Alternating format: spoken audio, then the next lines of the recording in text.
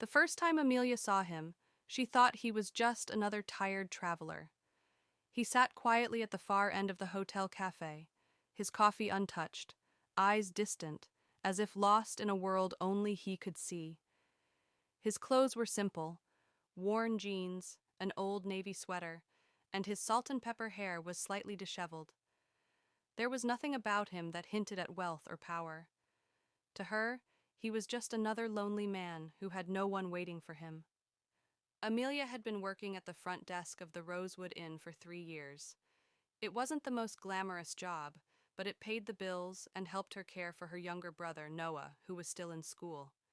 Every day, she greeted guests with the same warm smile, even if her own life felt like it was falling apart behind the scenes. The hotel wasn't in the best shape.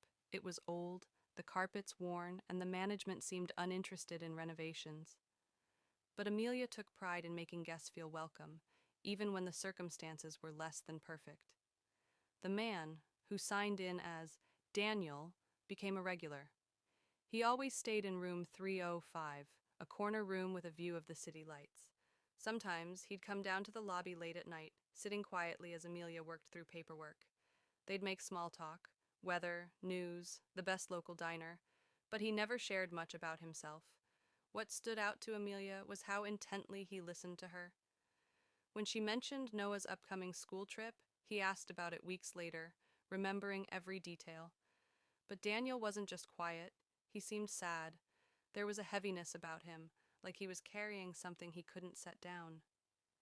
Amelia noticed how he always ate alone, always walked with his head slightly down.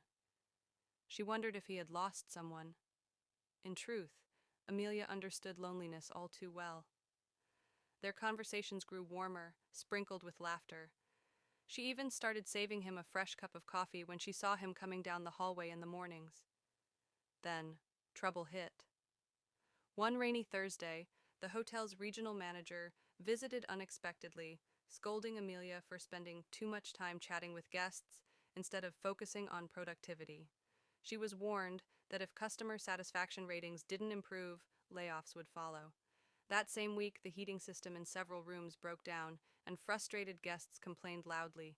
Amelia tried to stay professional, juggling phone calls, repair requests, and angry customers, all while smiling through the chaos. Daniel noticed. Late one night, after she finished a particularly heated call with a supplier who refused to send parts until payment cleared, he walked up to the desk and said softly, "You work harder than anyone I've ever seen." His words caught her off guard, and for the first time, she let her guard slip, admitting that she feared losing her job and couldn't afford it, not with Noah depending on her. Daniel simply nodded, his expression unreadable, and said, "Some people notice more than you think." 2 days later, everything changed. The entire staff received an email. Mandatory meeting in the ballroom at 10 a.m. Rumors swirled, budget cuts, layoffs, even the possibility that the hotel might be sold. Amelia walked in with her heart pounding.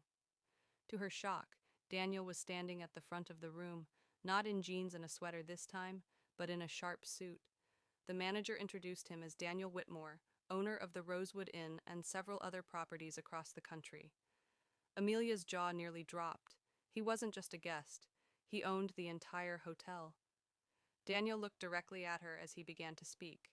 He explained that he had been visiting unannounced for months to see how the staff treated guests when they didn't know the boss was watching. "I found something rare here," he said, his eyes lingering on Amelia. "Someone who treats people with kindness, not because she has to, but because it's who she is." Then came the surprise. Instead of layoffs, Daniel announced a full renovation plan for the hotel, new staff training, and salary increases. "We're investing in this place, and in the people who make it worth coming back to," he said. When the meeting ended, he approached Amelia privately. "You remind me of someone I once knew," he told her quietly. "She believed in making people feel at home. I lost her years ago, but seeing you here, I think she'd be proud." From that day, Amelia's life began to change. Daniel promoted her to guest experience manager, a position with better pay and more stability. She could finally afford to enroll Noah in the private school he'd dreamed of. But more than that, she gained a mentor, someone who believed in her when she was barely holding herself together. Months later, the Rosewood Inn reopened after renovations, its lobby gleaming, its rooms filled with new life. Daniel still visited, sometimes in his old sweater, sometimes in a suit, but always with the same quiet warmth. One evening, as they stood WW